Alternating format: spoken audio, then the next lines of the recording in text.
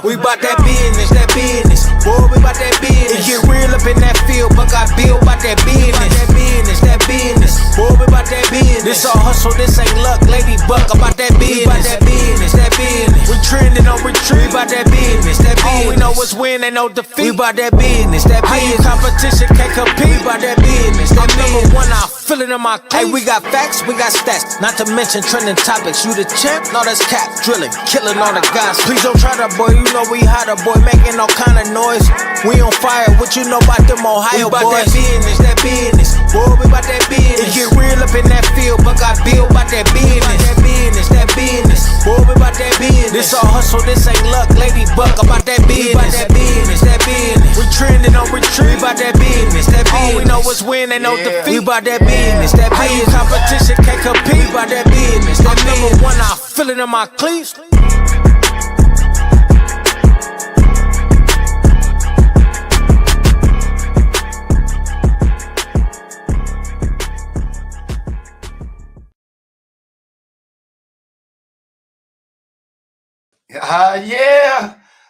Yeah. Welcome, Village.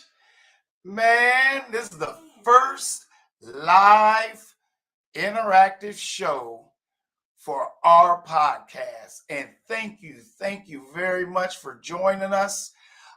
We've been excited for a few weeks here.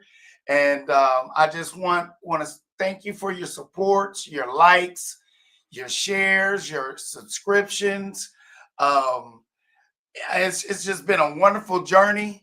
I really like to just do a little small shout out for some of my support team, TG, Sean, Rock Star, Micah. They're from the Buckeye Lounge, and the Lady Bucks.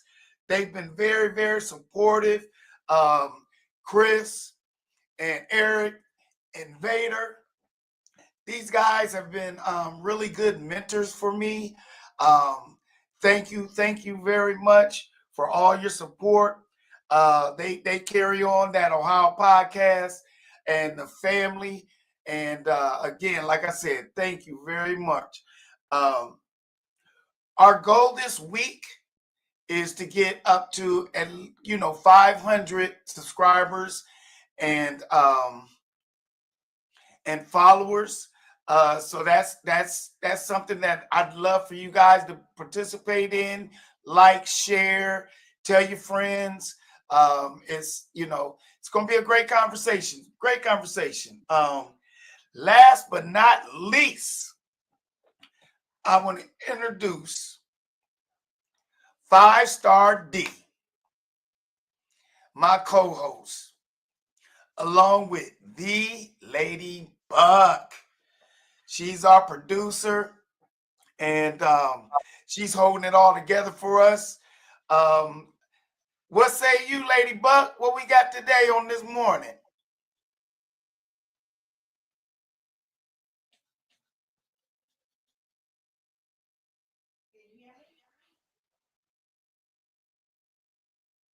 Turn your mic up.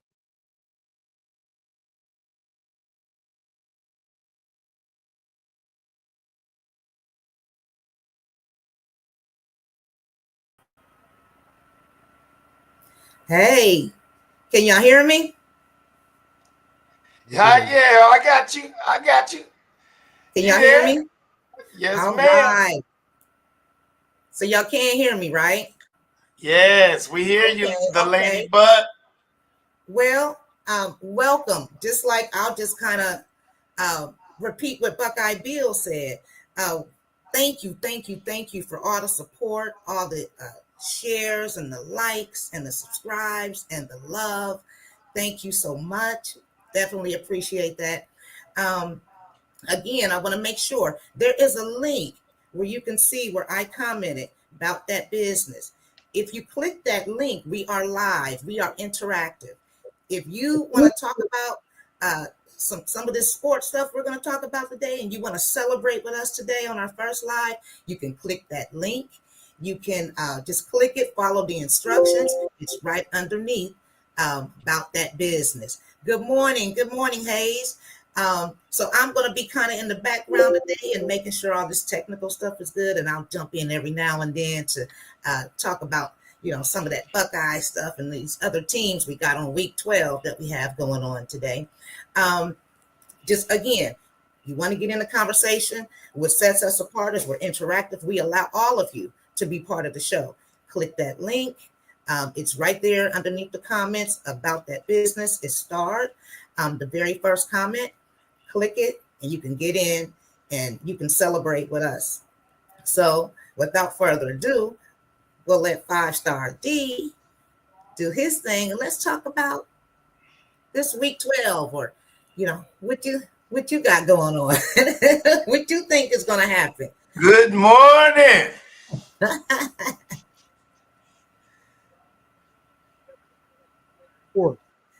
5-Star, we can't hear you.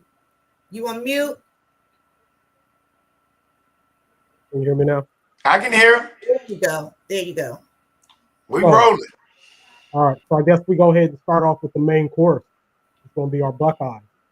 I'm kind of intrigued about this matchup this week. I don't foresee us being having any trouble this week. Nico Iamaleava, he's going to be out, so I expect at least a 40-point win.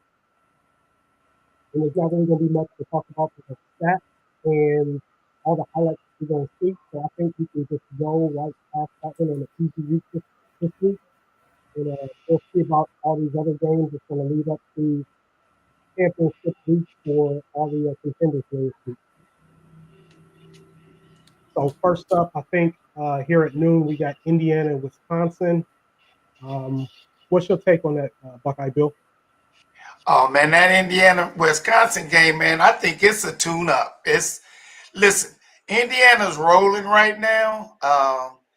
So this Wisconsin game, they've always played Indiana hard, but I'm thinking Indiana is looking past them, and they're going to win this game, but they're looking past them for the championship.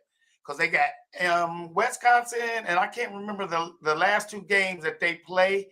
They all patsies, so they got a line straight to the championship, along with Ohio State. What say you? So this is going to be another week where Indiana probably put up 60+ points.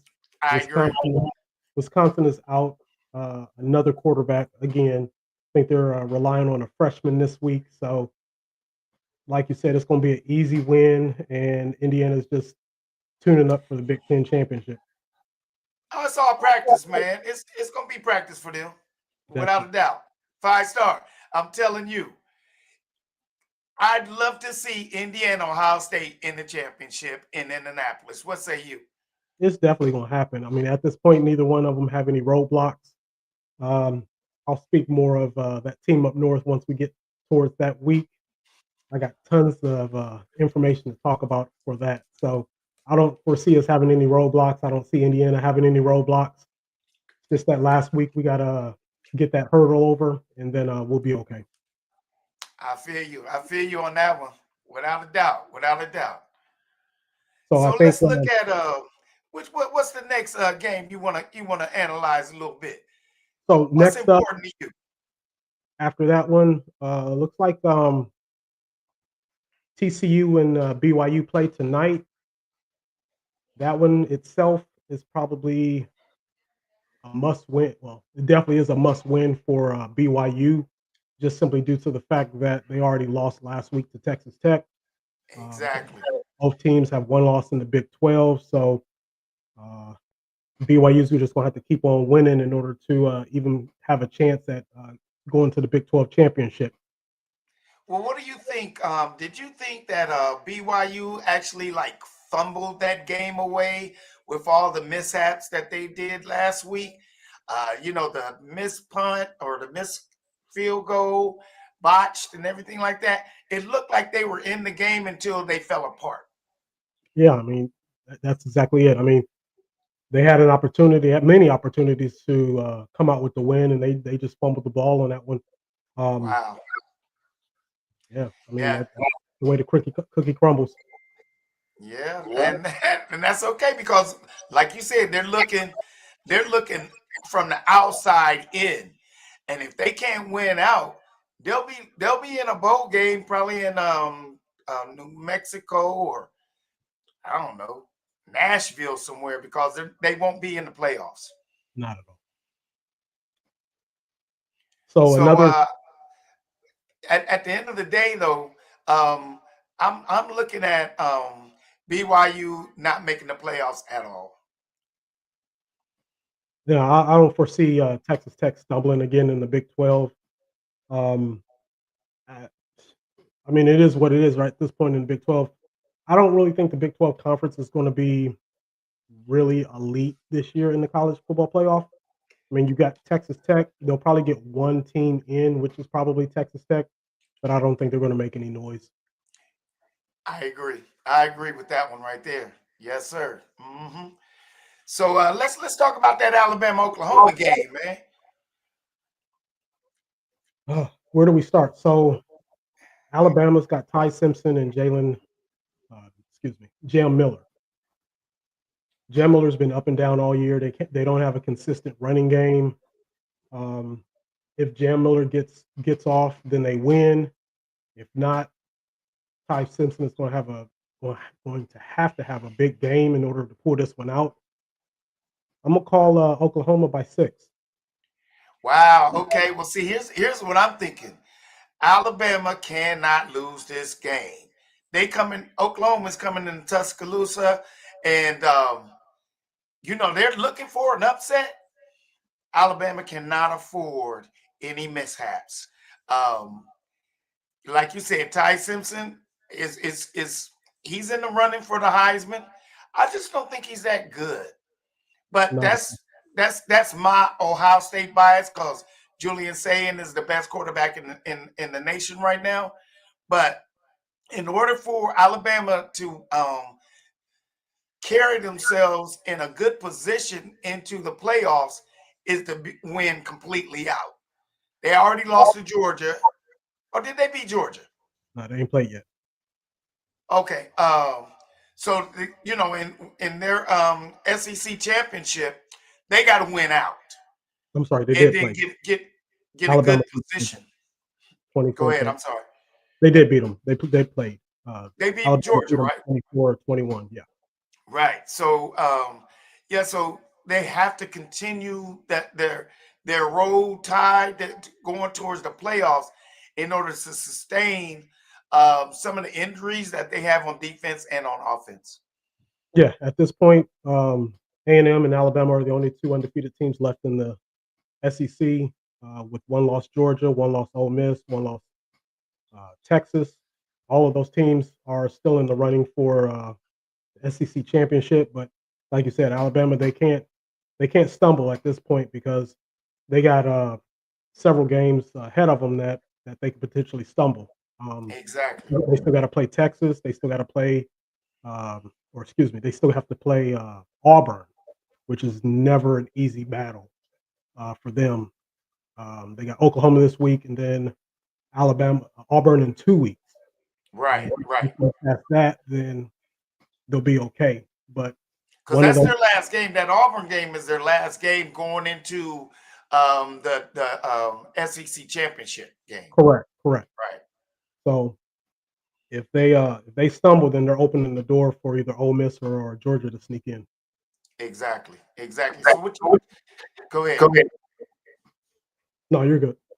No, I was just saying. With that being said, they literally have a pathway to being a number 1, number 2 seed. You know, do you think that they want to stumble just so they can have a home game in Tuscaloosa and win out? Have a home game and then move on to into the playoffs? Because that's what they're trying to say. Ohio State, they don't mind losing to Michigan or that state, that team up north. But yeah, we ain't winning. We ain't losing no games. We don't need a home game. We want to win it completely all out. So I think that's just the media trying to put that stigma on us or lack thereof. We want to win every game regardless of who the opponent is. I don't think their mindset is, oh, we don't care about winning that game. They want to go out and win. What they don't want to do is get anybody injured. But yeah, they're still going to go out, play hard, play their game like they want to. They want that number 1 seed. They're out for blood. So Exactly. I don't buy into that. Right. And I don't either, man. But again, they always put it out there as a little hook for any little fish to jump on. Yeah. Yes, sir. Yeah. So what we doing next? Oh, we talking about that Georgia Texas game, baby. I'm down in the ATL, man, and I'm listening to all the radio stations, and they just, I mean, this is a big game down here. You know, Texas is rolling into Athens. Georgia is prone to like misstep at home. I think Texas got a small chance to come in there and upset Georgia and put Georgia out of their miseries. And the dogs won't be barking no more. I'm taking Texas to beat them by 3. What say you? This is an interesting matchup to me. Every week, I doubt Gunnar Stockton and his throwing capabilities, but Not somehow he always ends up with 200 plus yards passing, and I still don't understand how it happens. Yeah. At all. I want to say it's going to be a track meet, but I just don't see Arch Manning putting up that many points. If they can slow down the Georgia running attack, I think Texas might be able to pull this one out. It can go either way. Like it'll probably be a 3 to a 6 point swing on either team. I'm gonna go Texas by 2. Late field goal. Late field goal. I'm telling you one thing and 2 things for sure. That Georgia defense, paper mache. I mean, I've never seen a Georgia defense that lacks that kind of intensity. I have not seen. There's not one player on that defensive team can start for Ohio State, and I mean that for real though. It's just I've watched them play, and of course I think they still got Georgia Tech coming up in the horizons. They lose this game to Texas, Georgia Tech is going to blow them away. So this is a must win for them. But again, I go back to saying I'm taking Texas by 3. I'm with you, and I'm gonna love it too. I'm gonna love it. What say you? I can agree. I mean, like I said, late field goal is probably going to do it for Texas. I like Texas defense. Pretty solid. Like you said, Georgia's defense is suspect. It's been going downhill over the past couple of years. It might be hard for Texas to score some points though, just because of that offense. So right. If they keep them off the field, right. But you know what I'm saying? If they have long drives, if Georgia has long drives and keeps Manning off the field, it's hard for Manning to come back and I don't think he's a second half player at all. He has to be up. He has to be up by at least 7 to 14 points and just maintain the offense. But I don't think he's a come from behind quarterback at this point in his development. Yeah, I don't think he's really been tested in order to be able to produce those extra scoring drives late in the game yet. So he's still a work in progress, but hopefully he can pull this one out this week.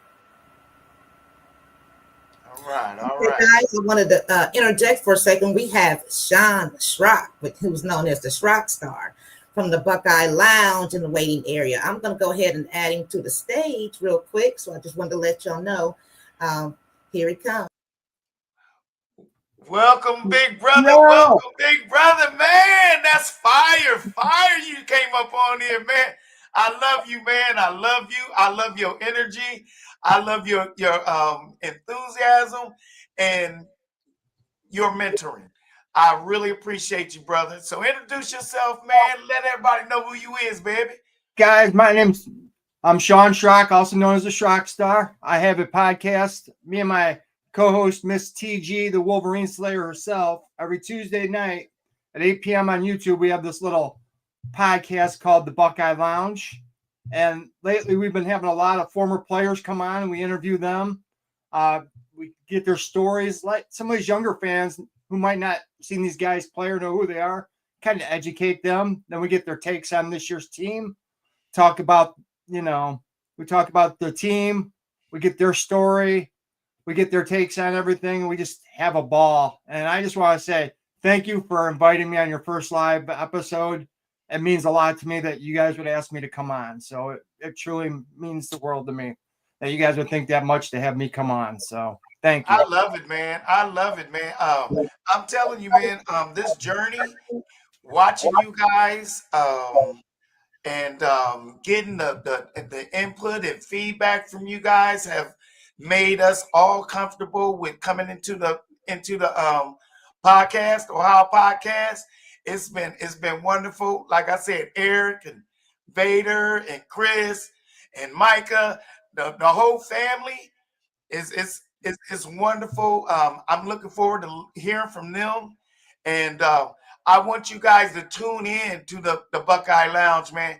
A lot of informative information. Like he said, he interviews a lot of past stars and present stars. You can get some of the history from Ohio State in real time from those who played the game.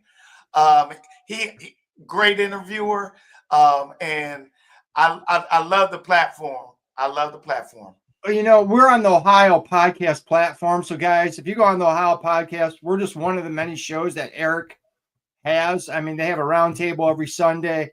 Thursday, my co-host and another girl, Mika, they have the Buckeye Ladies. Miss Lady Buck was on that show with them, and that was totally fire.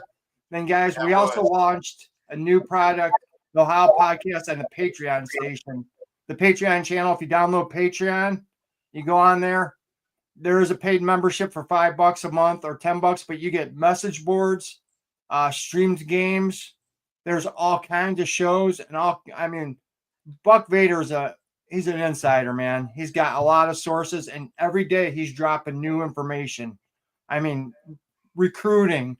I mean, any rumors that you hear. I mean, he had it that Ian Moore's probably going to start at right tackle today, and Daniels is going to start at right guard. They're talking about that. He dropped that first. I mean, there's just all kinds of cool stuff, man. And it's just a pleasure to be able to meet you guys. I mean, the one thing I love about sports and about Ohio State and what this has done for me is I've made friends from all over the world, from all walks of life, man. Sports brings everybody together, man. It doesn't matter where you're from, what race you are, gender. When it comes to Ohio State, man, we're just one big family, and I love it. I agree, big brother. I really do. And I want to jump into that library of Vader's, man, because I know he got, man, I bet you his library is the whole size of his whole basement because he has so much wealth of knowledge. It's amazing. He's a great dude. I mean, it's amazing what people don't know is the guy is disabled and he's in a wheelchair. And he can't speak. He uses a computer program to speak for him, like a robot's voice. So that's why he goes by Buck Vader. But man, the dude does nothing but break down tape. He has like 8 to 10 sources. Like 8 to 10 sources. Like we're talking like media people that he knows personally. He knows former players. I mean, people reach out to him all the time. I mean, just a great dude. He is. Yep. Oh no. My buddy. Look at this guy. You let anybody in here. I just saw this guy. This is my buddy.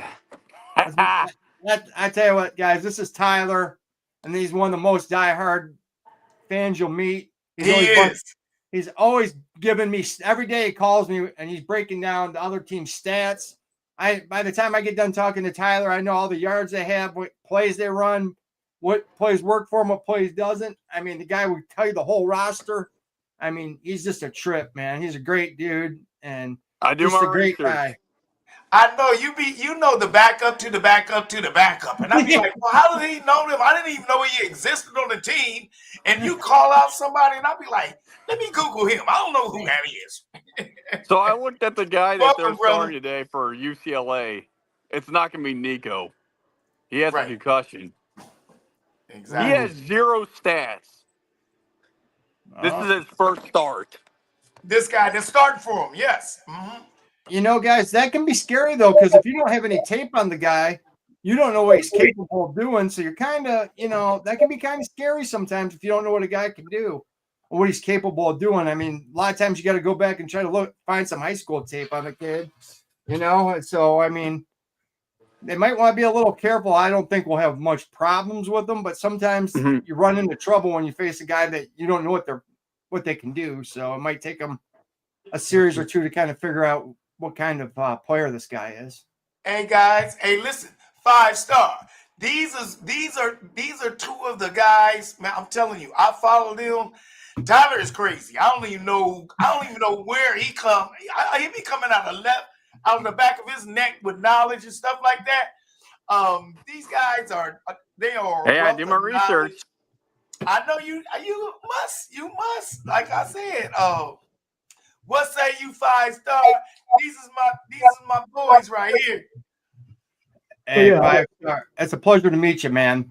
Finally, yeah, I'm subscribed to you, Sean. So nice to finally see you in face to face. Well, we'll have to have you come in the lounge sometime, man.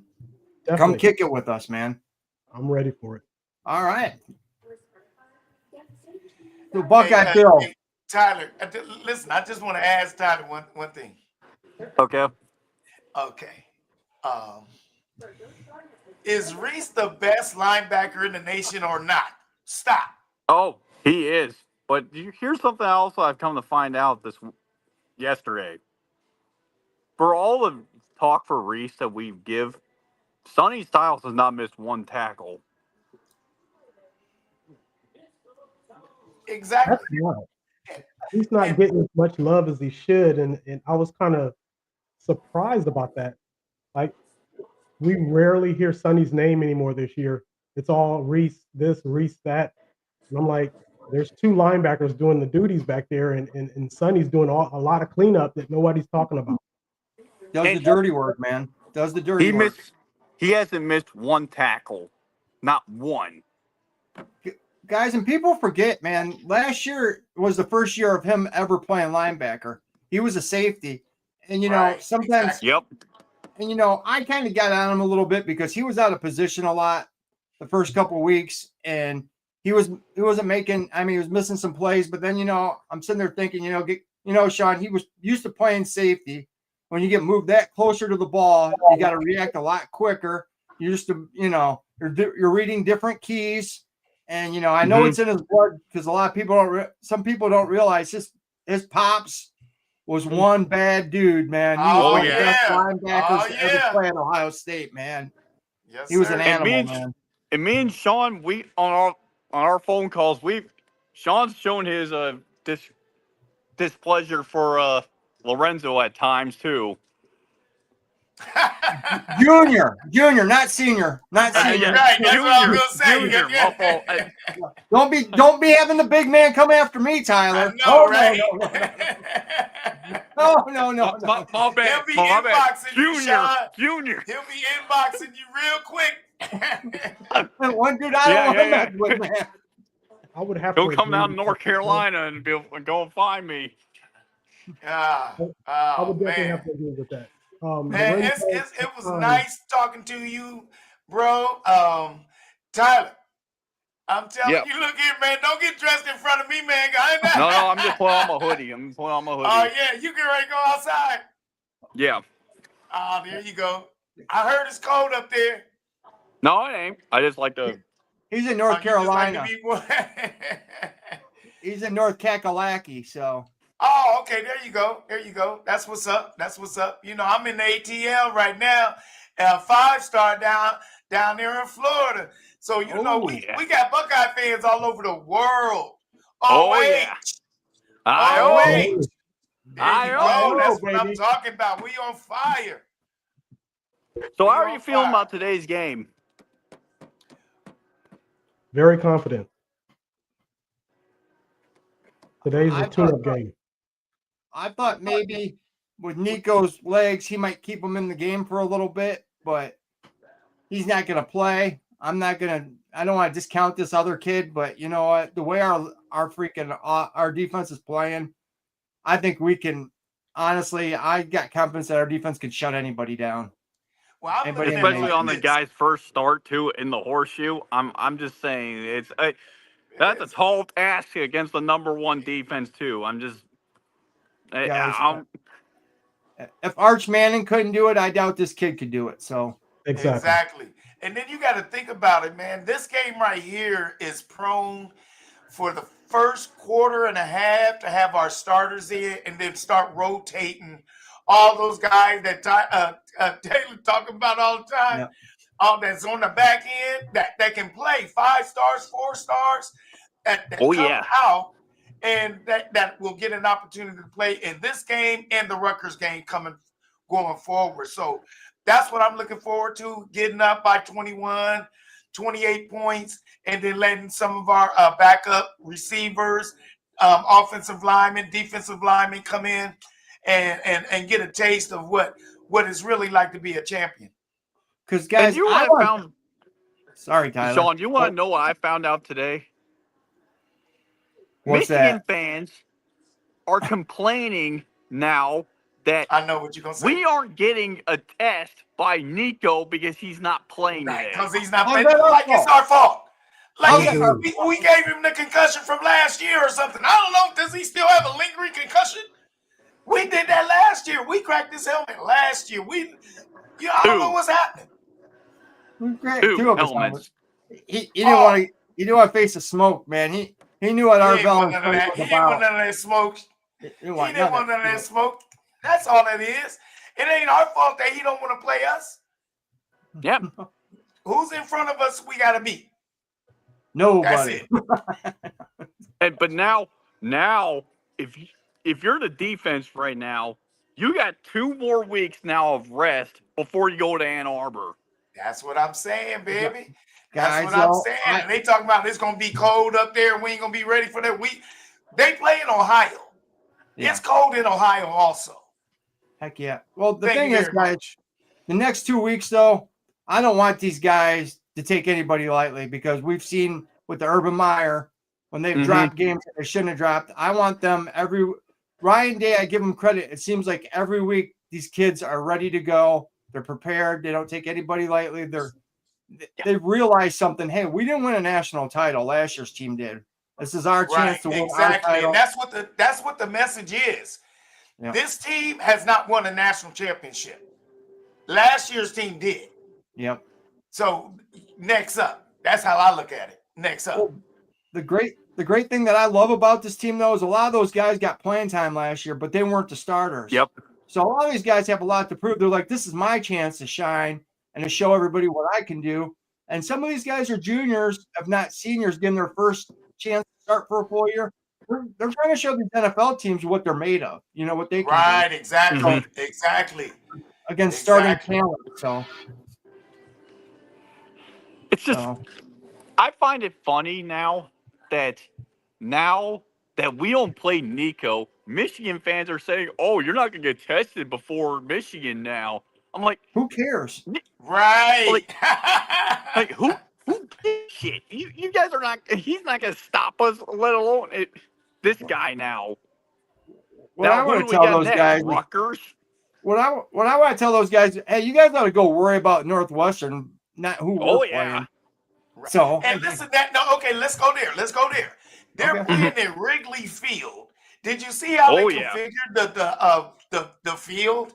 It's funky, it looks man. so dumb. It's a neutral. It's a baseball field. It's not designed for football. Right. It just doesn't even look like the field should be in there.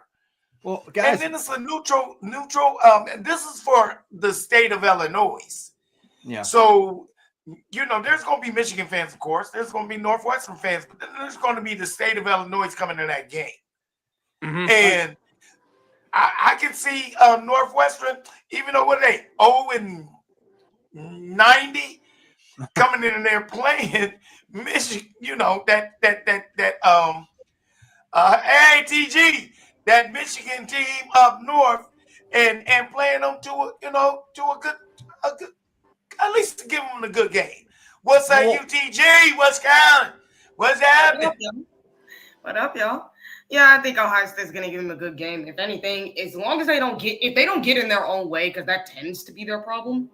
I would say Ohio State should be whooping Michigan from back to side. Okay. There's one thing You that always come in with some fire, man. Bill, there's one thing that they got to realize, though, when they're playing at Wrigley Field. This is what we ran into last year. It's not a regular size football field. I mean, the dimensions are like they're right next to these brick walls. I mean, someone could get hurt injured very easily. I mean, I was worried last year that our guys were going to run into a wall or. It's almost like playing on a parking lot field. Yeah, I mean, you don't know where you misstep and you can break an ankle. Anything can happen. I mean, like 2 or 3 steps out of bounds and you're running into a brick wall. I mean, there's not much, room for air there. So, I mean, I was worried last year, and thank God we didn't have anybody get seriously injured there. But, I mean, it's a funky place to play. It would be so disheartening for Michigan fans if Jordan Marshall were to get hurt. Hey, man, I don't wish injury upon anybody, man. So I'm not going to wish it upon anyone, but I'm just saying, like, it is what it is. Surprised that happens. But the way they're running him right now. Yeah. If anything, like it's hard to have them that Justice Haynes is out for the season because he was really carrying that team. It's like if Jordan Marshall gets out, y'all kind of screwed at that point. Because I don't know who their third string guy is. The one thing that, if you realize, look at what Ryan Day does for this team that I think goes unnoticed. Is look at how deliberate he is with how slow they run. They run plays. They're not running as many plays as everybody else.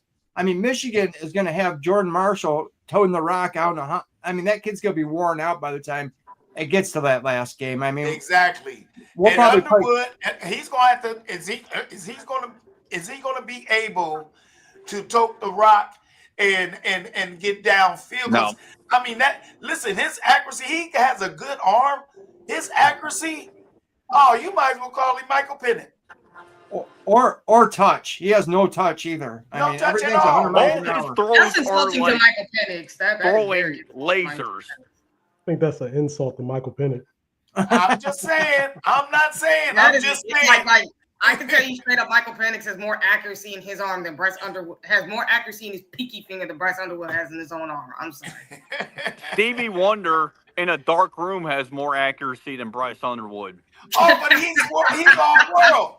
He's all world. I mean, he didn't even have to play college football to be the #1 pick in the NFL in 2026. I mean, guys, it cracks me up because he's like, you never seen a freshman like me before. Oh, well, we had because there was a guy named Ron Powlus who went to Notre Dame who was supposed to be the next Joe Montana and win a Heisman and 3 national championships for Notre Dame. And that kid fell flat on his face. So you got to go prove it when you step on the field. You might have been a great high school football player, but that's high school. Come to the big stage and do it. Like, we ain't seen a freshman like a Jeremiah Smith, and he went out there and proved it. And he didn't even have to talk. The coaches were talking him up, and they didn't even want to. But weren't they saying the same thing last year with Alex Orji? Yeah, they called him the next Cam Newton. Right. That's right. That's right. Don't forget this is what they do. They called Alex Orji the next Cam Newton, Donovan Edwards the next Barry Sanders, and then most recently that receiver they got from Indiana the next Calvin Johnson. How'd that work out exactly? Delusional. Right? Like, we can tell you guys, like, if he couldn't play at Indiana, brother, he ain't good. I'm sorry. Like, you couldn't be, no matter if you're 6'5". If you got benched at Indiana and you couldn't play, you ain't good. You ain't good? What? You ain't good? You ain't good, bro. You is trash. I'm sorry. Like, and look, I get Indiana's a good team, but bro, they ain't got that depth. They ain't got them kind of players. You get benched there, you suck, dude. I just find it funny how Michigan fans compare all their players to the greatest players of all time. And the matchup is just so it's like the Grand Canyon. Yeah. You've got a few players that came out of Michigan. Okay, Howard. Well, how many other players can you just be like, okay, Tom Brady? You didn't even know he was anything. Charles Woodson should have been Ohio State anyway. That's when they was really giving out money. Charles Woodson should have been at Ohio State, period. Well, what makes me laugh is 2 other 3 Heisman Trophy winners were from Ohio. It's from Ohio. And they sit there and they talk about Bryce Underwood, how much it means to him being from Michigan, playing for Michigan. I'm like, bro, he didn't even want to go there. And 2, his family is from Ohio, and his dad moved to Michigan. So it's not like your whole family's been Michigan born and bred. Your cousins, you had 2 cousins that played for Ohio State. I said, you know, your dad lived in Ohio and grew up in Ohio and moved to Michigan. It's not like the kid was so born and raised. Why didn't he commit there right off the bat? Why'd they have to give him $15 million to come to your school? If he's such a Michigan guy, he would have went there without having to give him $15 million. It was super funny is Michigan fans kept talking trash about Ohio State when we had spent our $20 million roster. And yet y'all turn around and do this nonsense. Y'all turn around and pay Bryce Underwood $15 million on one player. One player. Yeah, one player. Like Ohio State did that for a whole roster that was already here. Exactly. And y'all are spending money on a kid who hasn't proven anything. And look, I think Bryce Underwood is talented, but even he said it himself. Y'all don't know how to develop quarterbacks. I mean, go look at J.J. McHandoff in the NFL. The dude is trash. Even Colin Cowherd had to admit it. He was like, I thought the Michigan players are good. It turns out they're really not. Like, they trash once they went to the NFL. And it's like, you shocking? The only 2 Michigan players any good, Mason Graham and Adrian Hutchinson. That's it. Guys, if you got a tight end and a defensive end. And what's his name that plays for, what is it? The Chargers, Clum from Michigan, the running back. Corum. He plays for the. He plays for the Rams. He barely gets any playing time. I took him off my fantasy squad because he wasn't giving me no points. He wasn't playing. He was trash. And dude, Donovan Edwards I think he's on the practice squad because he got released from like a couple of teams already. Right. Because people thought he was fire at Michigan. He was fire at Michigan though. But I don't see him on the field. Oh no, he was only fired for like 3 years because they knew the plays. Like the 4th year, he was the worst running back. I think the second or third best running back on the team behind like Khalil Mullins, who was their 3rd string. And guys, Khalil Mullins was a freaking converted linebacker. I'm having audio issues. And that's their best running back from 2024. We can hear you, Tyler. I'm gonna leave real quick. I'm gonna enter the. Oh yeah, that's understandable. Go let him get his technical issues taken care of. Let's bring in okay, let me ask you a question. What do you think about this Notre Dame Pitt game? You know what I'm saying? They playing in Pittsburgh. Notre Dame needs this game for real. And Pitt, they need the game just to get to a good bowl game. Because they're not going to make the playoffs. Pitt's not. Notre Dame can. Both are 7-2, and I'm rooting for Pitt because Pitt has a quarterback that's probably about 40 minutes from my house where he grew up. He grew up in Toledo, Ohio. So I'm rooting for this kid. I like to see him do well. What's his name?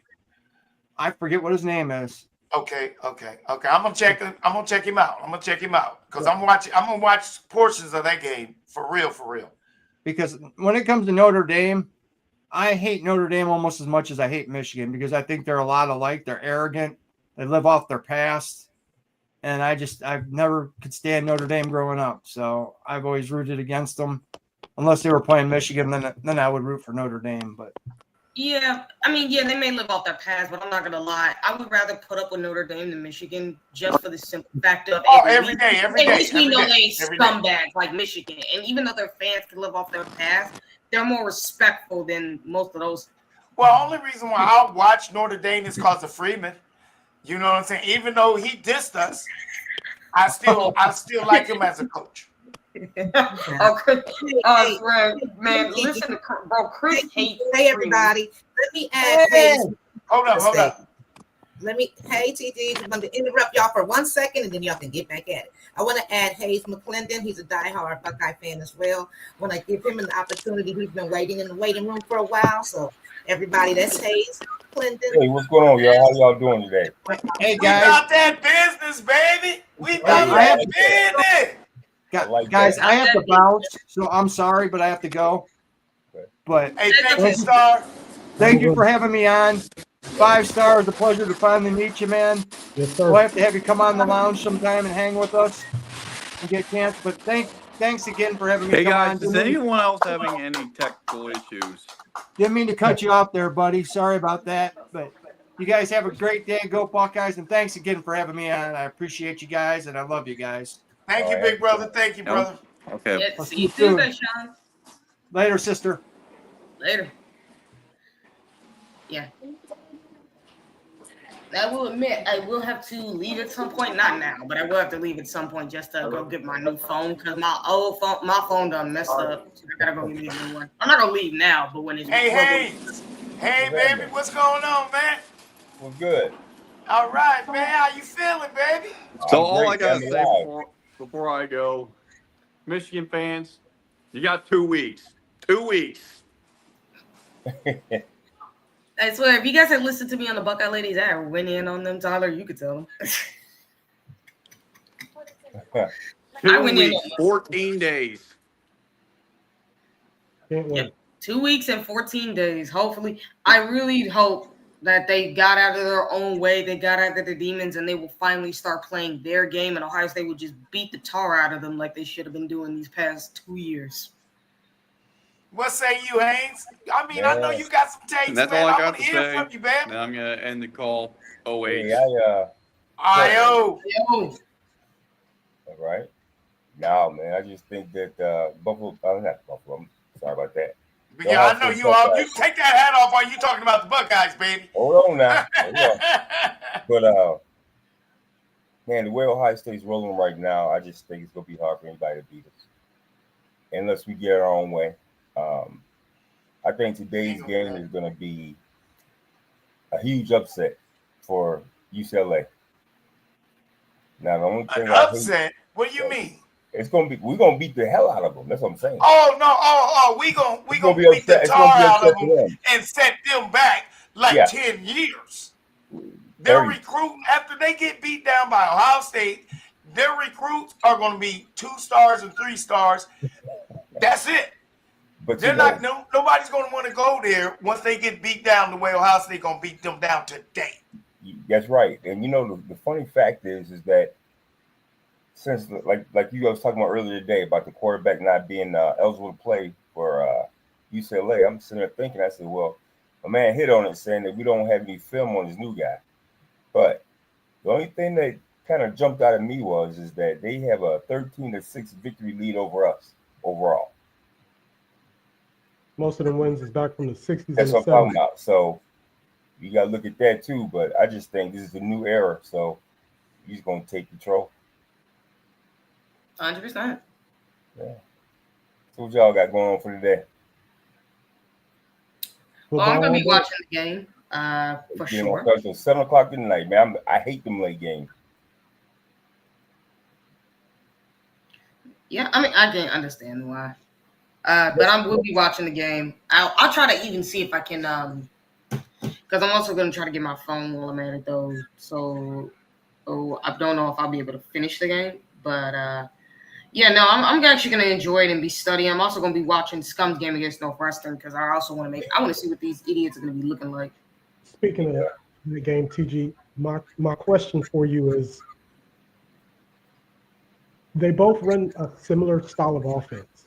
The only difference is that Scum's offense is reliant more 4 and 5 star athletes versus Northwestern's 2 and 3 stars. Do you think that Northwestern has enough offense to get past Michigan? I think from what I've seen of Northwestern, they have a chance to get past Michigan. Because even though we know that Michigan has 5-star athletes, I've seen their defense. They're not that good. It's just that a lot of offenses have not taken advantage of it. Like, I watched them against Purdue. Purdue's wide receivers had dropped a lot of passes, and I'm like, you guys are wide open. How do you drop this? Y'all like, even though they got 5-star athletes, I've said it before, I don't care if you have 5-star athletes. If you don't have the coaching, these guys aren't good, and they're not disciplined enough either. That's Michigan's biggest problem. So I do think Northwestern has the ability to do so. It's just whether or not can they actually take advantage of it. Can they actually take advantage of this defense? Because they're not good. They're not. So it's like, take advantage of that defense. You could go ahead and win this game if Northwestern just doesn't screw up on offense like we've seen a lot of other teams do. Like Nebraska should have beat Michigan. I would say Michigan State should have beat them. They were a better offense. They had the offense. Washington, if they had actually woke up, they were a much better team than Scum. And yet they lost that game. And then you go back and you look at the most recent games, it's like all these offenses have a chance. It's can you take advantage of it? Like USC is the only one I've seen actually be able to do that, and Oklahoma. All these other teams. For Northwestern, you do have a shot. So same with Maryland, as a matter of fact, too. The game they have before us. So those two teams have the advantage to beat Michigan. They got the offense. Just take advantage of it. And for them, they got the defenses to handle a Bryce Underwood. Correct. And the Michigan offense that's complete crap. And if we're being honest about Michigan's run game, here's the one thing. Their running backs, and I will say this, and I've said this on the Buckeye Lounge and the Buckeye Ladies, their running backs aren't physical. Like, whether people know that or not. Like, they're only good if they get out in space. You have to keep them from getting out in space, period. You have to be gap sound and gap disciplined at all times. You can stop that offense just by being gap sound and gap disciplined, because that pass game is not going to hurt you. It really isn't. Now, they got one receiver who's a speedster, but from what I've seen, it hasn't been hard for most defensive backs to keep in contact with him. He has been able to get open a couple of times, but Bryce Underwood always overthrows him. Now, I do think Bryce will probably hit one of these eventually, which he does at times hit those, but not all the time. So, but other than that, it's like, no, I think Northwestern has a shot to win this game. It's just, can they take advantage of it?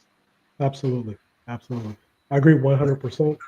I think that at this point, everything you said up to this point has been so true. Every team that they faced this year had an opportunity to beat them, but because of their offenses shooting themselves in the foot, they've lost and stuff. So it's gonna be interesting. And I think that's all Ohio State has to do, myself, is just don't shoot yourself in the foot on offense. Just do what USC and Oklahoma did. Run up the scoreboard and force them to play your game, because they don't got the offense to keep up with you. At all. They're going to run it 60 times a game. Yeah, that's all they're going to do, because that's all they're good at doing. I mean, they can throw short passes. That's the only thing you have to take care of, is just the short passes, because I will give Bryce Underwood this credit. Short passes, he's very accurate. I give him that. I give him that. Like, you're more accurate than Arch Manning was at that. I'll give you that. Yeah. But nah, that's all you are, because intermediate and deep throws, you suck. That's just terrible. Like, no. Absolutely. All you got to do if you're Ohio State, be gap sound, be gap disciplined. That goes for every team that plays against this Michigan offense. Be gap sound, be gap disciplined, and the running backs can't do anything. Like, they can't. They can't. Their passing game is really non-existent. You just got to pay attention to those short throws. Those intermediate throws, he'll hit every once in a while. Deep throws, every blue moon. But that's all you got to. But that's all really you got to worry about. If you watch the games, like I said, watch USC, watch Oklahoma and what they did. Watch when Michigan managed to get any points on the board. That's how you're going to be able to beat this team. It's not hard. It's simple. You take advantage of their weaknesses, which is run up the scoreboard. They can't do that because they don't got the offense. They don't got the receivers. They don't got the tight ends right now. They don't got the offensive line. Their offensive line really isn't good. They're fat, out of shape watermelons. So it really shows you. So Keep your foot on the gas. That's all we got to let do. me ask you a Keep our foot on the question. gas and play our game. That was for every team. let me ask you guys a question. The actual playbook for Michigan has not been revealed. Am I correct? Matt Patricia has not. He hasn't shown anything that's going to come for that Michigan offense. That defense is getting ready to smother them. What is that, November the 29th? 29th? Mm-hmm. Matt has not. Still win. It doesn't matter whether we revealed anything or not. The defense we have and that we have right now has shown can beat Michigan. Oh yeah, and if you ask me too, I'll say this: I think they've shown enough stuff for Michigan to be worried about, like we talked about, like with the corner blitzes. Because remember, Ohio State's really good at like disguising that. That's something that Michigan is gonna have to pay attention to a lot. I will say that. Exactly. But the only other thing that you can say is Ohio State's ability to confuse quarterbacks by their constant being in one formation on defense, when it looks like and changing out formation, and in pre-snap and in post-snap, they're in a completely different formation. Right, exactly. Mm-hmm. And so like, we ain't even talked about Downs. You know, no. Downs. I mean, on the back end of our defense, you got Styles, Downs, Reese. On the front end, we got McDonald. Come on, man. We know that there's nothing that Michigan can do against just those four.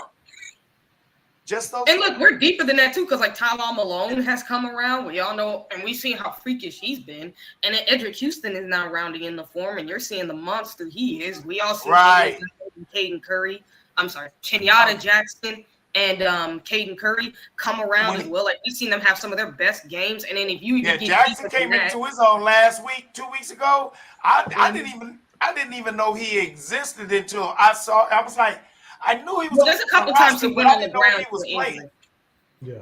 There are a couple times he went on the ground due to an injury, and it's because sometimes him and his teammates collided with each other, and it was like, Jesus Christ, come on, man. But it happens. But hey, you know, Kenyatta, of course, we all knew, and not to mention, we haven't even seen the best of our defensive line yet, because have we been doing any, you know, like what we see Tegra has been having problems with, which is like the constant, like when the D tackles do that, you know, that crossing. What do you call that again? The shift. You know, basically, it's like when you see these D tackles, like the shadow, crossing shadows. Yeah. That's what we haven't done yet. We haven't even done that yet, and it's like our D line is still getting pressure. We're actually number one in college football in getting pressure, top 5 in sacks, and we're not even doing that. So imagine if we did start doing that. Like, and not only that, but the other thing is how good our linebackers are at making it seem like they're gonna blitz and then they don't, and then how they don't blitz, they look like they're not gonna blitz and then they do it anyway. Like, remember, there was a play that Arvell did when he was up to the line of scrimmage. He turned his body this way to make it seem like he was running back, and then he just sprinted back to where and the whole offensive line collapsed. The whole offensive line collapsed. Yep, that's what they do, because that's how good they are at doing that. They've really perfected the art of, you don't know what they're going to do on defense. So it's like Ohio State's shown you enough on defense as to what you should be expecting, but they haven't shown you everything yet. And even if they haven't, that defense that they run, that's not showing everything, is still good enough to beat you.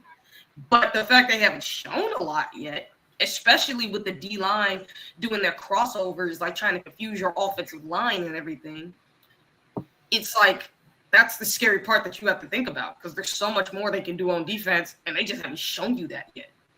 They may show you some of that. I want to transition just a little bit, TG. 5-star. Listen, I really, really want to hear from Haynes and tell us about, you know, your venture, man. Tell us how you got to where you are right now, and how you became this Buckeye fan, and how your product reveals that.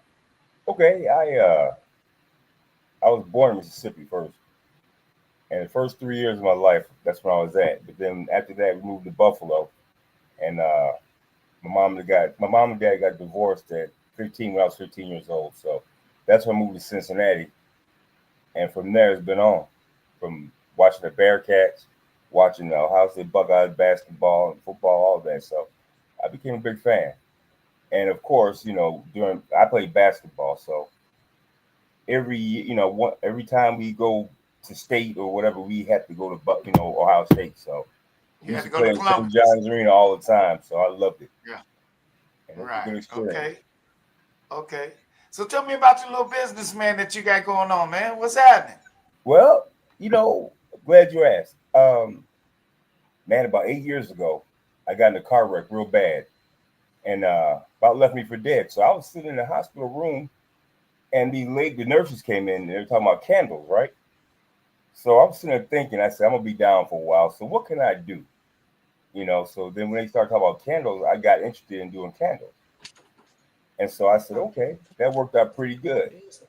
So about 5 years ago, it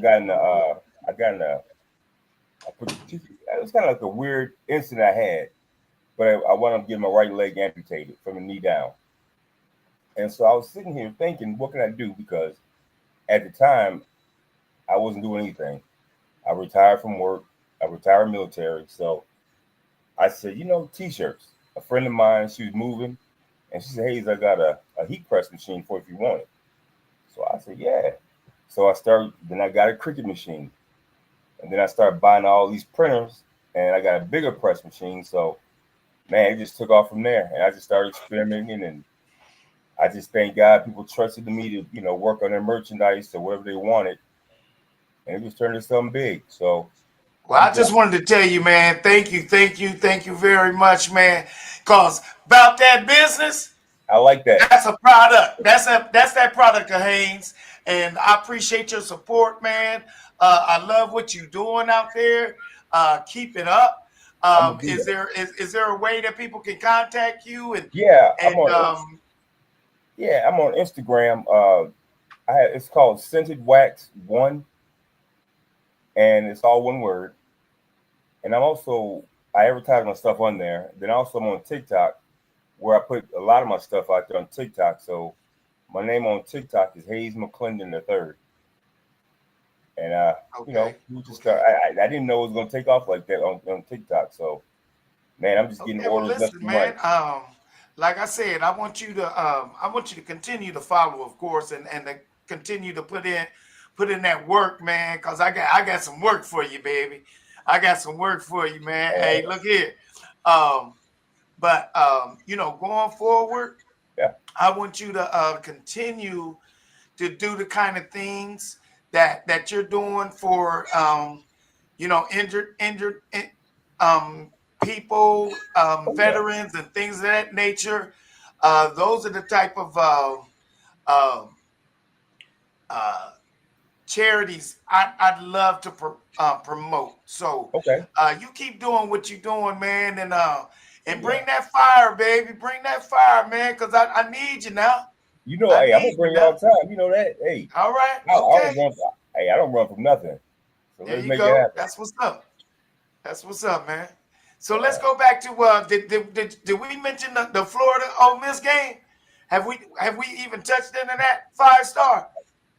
No, we haven't talked about it.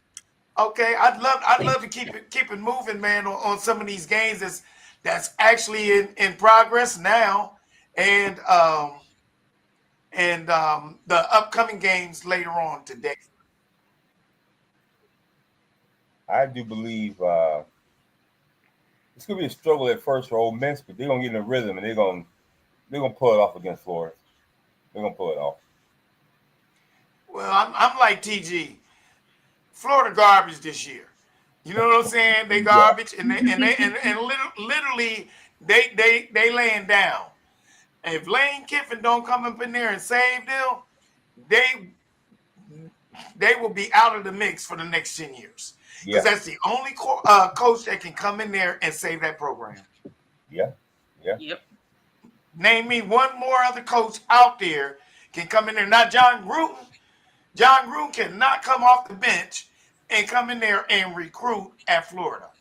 Only person that can recruit and get that NIL money is Lane Kiffin. That's it.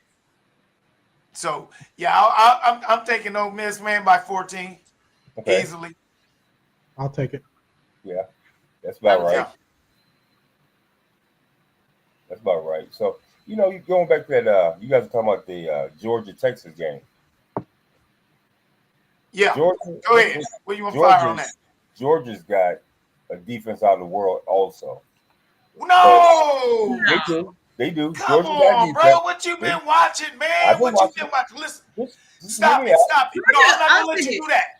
I'm not going to let you do that right here. Georgia does have a good defense, but I wouldn't say they're out of this world. Like, they're not like the Georgia defenses of the past. Well, no, they're not that.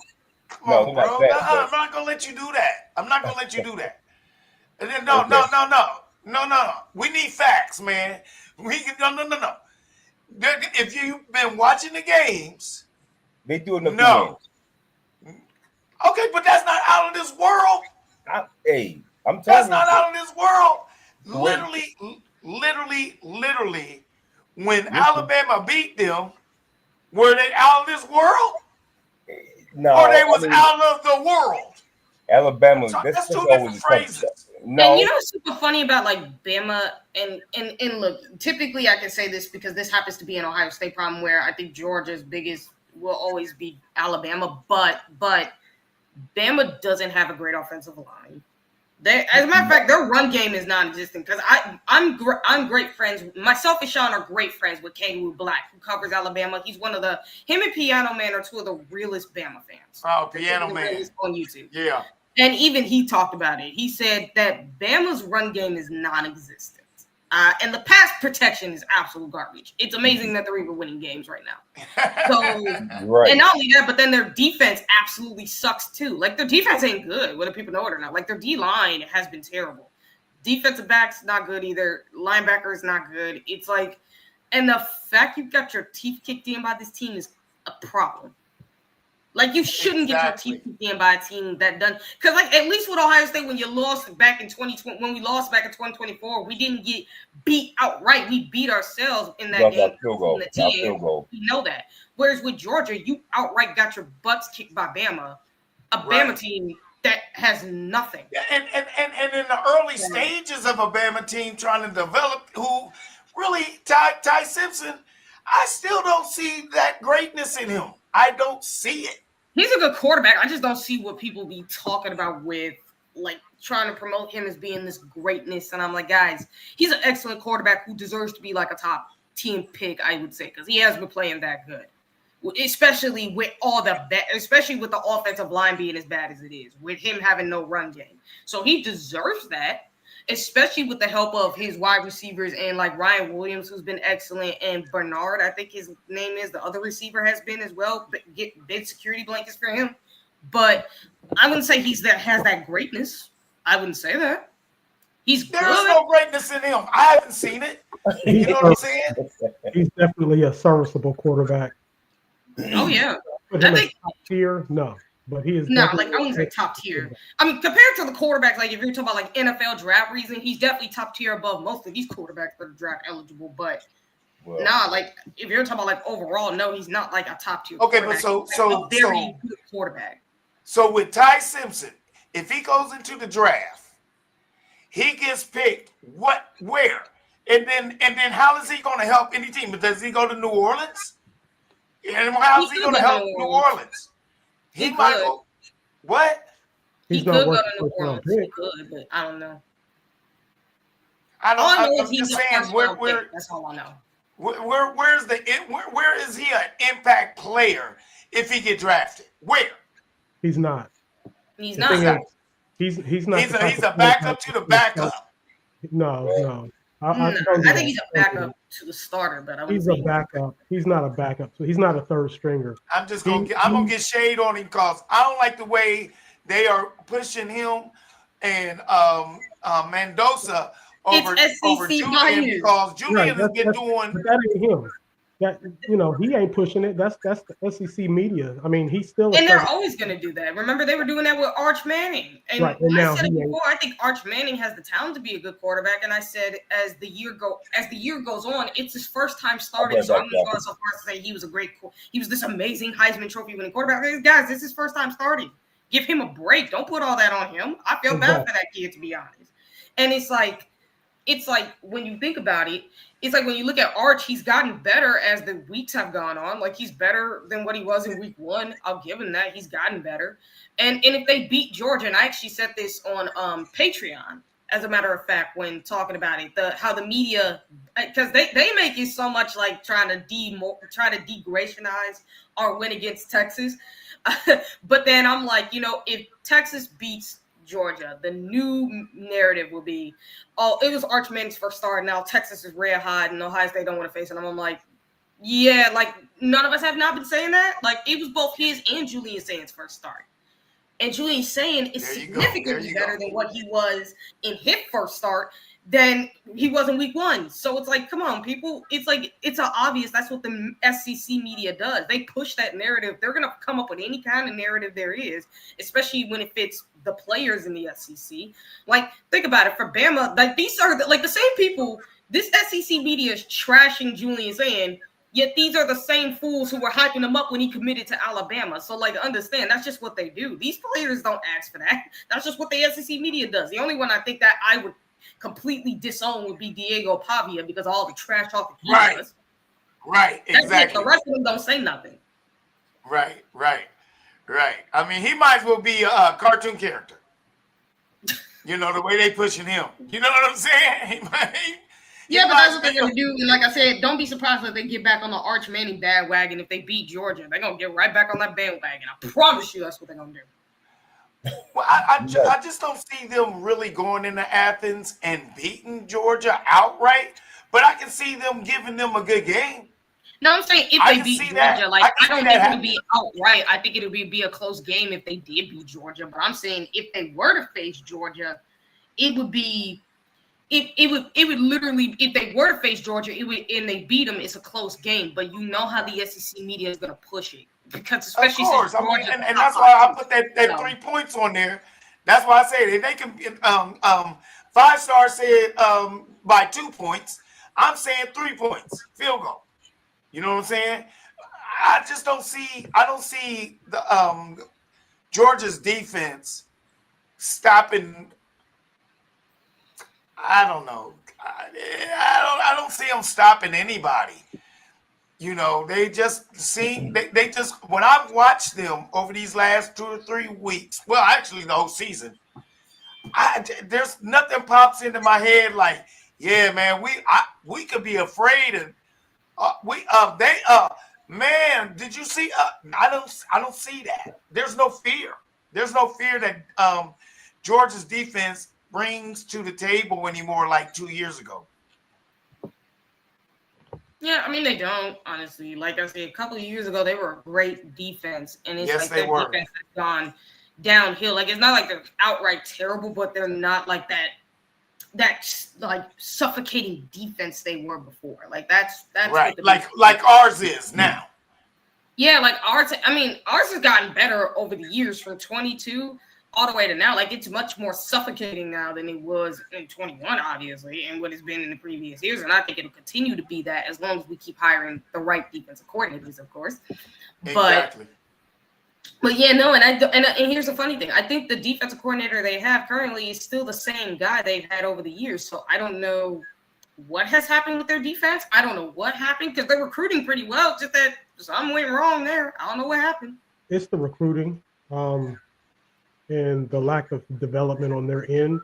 I mean, the recruits haven't been bad, but they haven't been the top 3 at that position that they're used to getting, or that I guess they haven't been really has changed the game, hadn't it?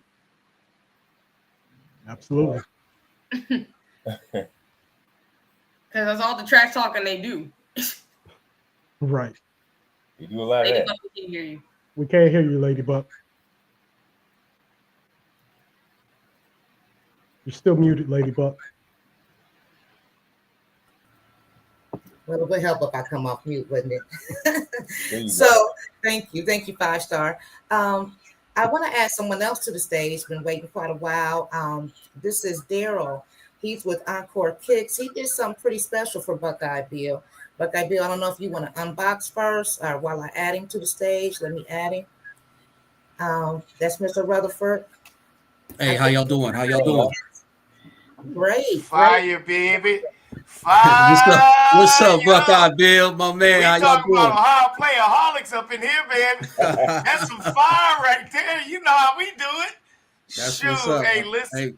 Hey, that's welcome to the show. Appreciate it. Literally, the family and the village wants to hear from you, man. The stage is yours for right now before I do my unveiling of a beautiful present that you sent me in the presentation. So, what say you? Oh man, hey, well listen, first of all, OH. Baby. There it is. Now, I appreciate y'all having me on. Just an opportunity to talk about the brand and where I'm taking it to. And I'm glad that y'all love the shoes because I was kind of leery. My hands were sweating. I said I hadn't heard back from them about it. And then y'all called me and was like, oh, my goodness. So I appreciate the love and just allow me to be on and talk about Encore Kicks and where we're taking the brand to and being tapped by other NFL and NBA and other entities to produce product for them. Wonderful, wonderful, wonderful. Hey, listen, with further ado, I have to show you what my present is. First of all, you got to understand, his presentation is awesome. I wish we would have just put this on the slideshow, but it comes out, and I'm telling you, if you can see this right here, man, his presentation. I want to read some of it if it's okay. Go right ahead. Go right ahead. If y'all don't mind, I want to read some of it. It says, "Dear Buckeye Bill, the Ohio State Buckeyes football team triumphs in the college playoffs, national championship, making a historic achievement for the program. The rivalry against that team up north was it was gut-wrenching moment for Ohio State last year. Ohio State's path to redemption was anything but easy. Their journey included victories over top 10 opponents. In the college football playoffs, Ohio State carried their momentum all the way to the title game, and their performance in the championship was nothing short of extraordinary." He put on here the be different, be original, be you. You know what I'm saying? That's inspirational to any child, any player, any mother, any father, any podcaster who wants to try and do something different and be about that business. So here we go. I got to tell you now, I've been excited. I ain't even touched them. They wouldn't let me open it up now. Bada bing, bada boom. So here's the fire right here. Here's the fire. Right. They gonna show me now. Can I do this? All right. No, I can't take it. Where is it? It's wrapped up. Okay, hold up. Yeah. Hey, I'll make sure I secure them nice and tight so there's no deficiencies on them. All right, well, here's the thing. Okay. Man, look at here. I don't know if y'all can see this. TG. Y'all see this fire? I like that. I like that. This fire right here, though. Oh, my goodness. Boy, look at it. Boy, you're looking at that fire, man. That orange right there. You see this right here? Oh yeah. That is fire. I'm not gonna lie, that is. Man, that's some fire right there. And I'm gonna tell you, man, look here. Mr. Rutherford. Yes, sir. I was gonna say something bad about you. Cause no, real talk. Not bad meaning bad, but bad meaning good. No, bad. I'm talking about. But I said no, I'm gonna hold off till later on, cause this right here though, that's fire, baby. And I really appreciate it. So anybody, he'll tell you what it is. Anybody who wants to get some of this fire, he'll send you the link to get with him and things of that nature. But I truly appreciate it. His presentation is awesome. And the product is good. I ain't put them on yet. So I don't know the fit. A lot of people don't wear them. They just they wear them one time and put them on the shelf. Huh? I said usually they'll wear it one time and put them on the shelf. I might not even wear them yet. I got to find a place to wear them. You feel me? So yeah. But I really appreciate it, and I'm looking forward to everybody to chime in. And TG, I need you to have some of this fire, girl. You feel me? Real talk. All right. Thank you, brother. Yes, sir. Yes, sir. Those are based off of, no, they're actually custom Jordans that I designed off of that platform, the 13 platform. And everything is handcrafted, paint, everything. I do it all by hand. That's wonderful. Nice. I have a question for you. Yes, sir. Can you customize any shoes besides Jordan? Yeah, pretty much anything is if it's leather, I can work with it. Sometimes canvas is a little harder because of the material, but I can do that as well. Hey, Haynes, introduce yourself, man. So he'll know who he's talking to. My name is Hayes McClendon. Yeah, hey, I've been watching. Okay. Okay. Yeah, all right. So yeah, that's what's up. You know. Yeah. That collaboration, man, is what's important, man, going forward. And get in touch, talk, chop it up a little bit, lightweight, see what you can come out. And I need some more. Give me some more. I need more. You know what I'm saying? I'm talking about that. I need more fire, baby. So yeah, don't think I ain't gonna want it. I have it available. You can go log on to EncoreKicks.com, or you can check out our socials at Encore Kicks LLC, where you can see some of our designs, some of our commercial ads that are currently running all over social media. And I just finished a design for the Los Angeles Dodgers in their World Championship. Oh man! And so, but I can't show y'all those just yet. Oh, no. I gotta wait to get the approval from Magic Johnson and the rest of the ownership before I can put those out. But yeah, they're pretty nice. But as far as the Ohio State shoes, I wanted to pay homage to not only for the championship, but I also did a pair for Archie, and I even have Archie unboxing his shoes. We went to lunch one day over the summer, and he unboxed his shoes. And then I'm currently doing one for Jerry Lucas. Had the pleasure of meeting him yesterday for a few minutes. So, and we talked for about 2 or 3 minutes. So he agreed to let me immortalize him on a sneaker. That's wow. Awesome. Yeah, man. That's what's up. Thank you for sharing that with us. Yes, sir. Yes, sir. Yeah. Now, Tab, you got to, Lady Buck, you got to get to yours. Well, you know what? I'll do mine in a moment. I definitely will do mine in a moment. Mine have a little special, sentimental value to them. But I wanted to let the viewers know that, if you don't catch it now, of course, this stream will be reposted, but also I will be posting Hayes' information and Encore Kicks information so that you guys know where to get their items, because like Buckeye Bill said, it's all quality.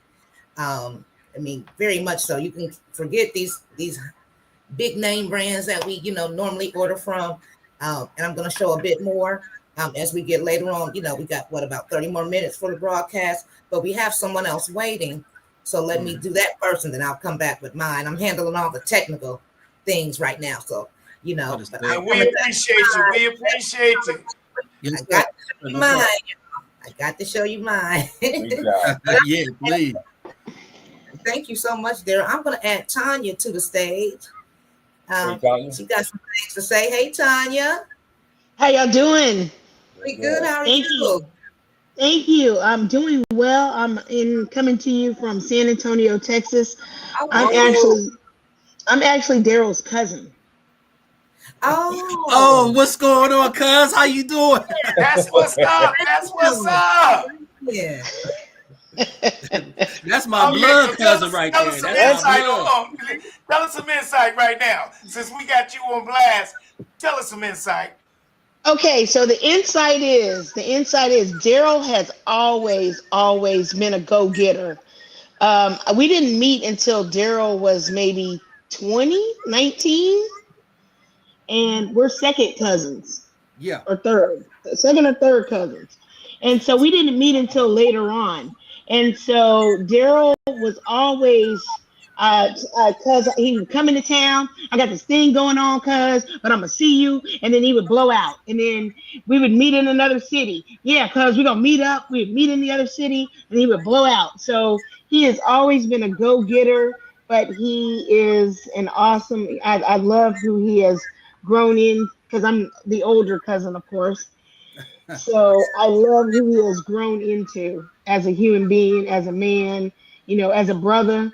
I just love who he has grown into, and I'm so, so elated to see him, bringing the fire, as you say. Boy, look at I here. love you.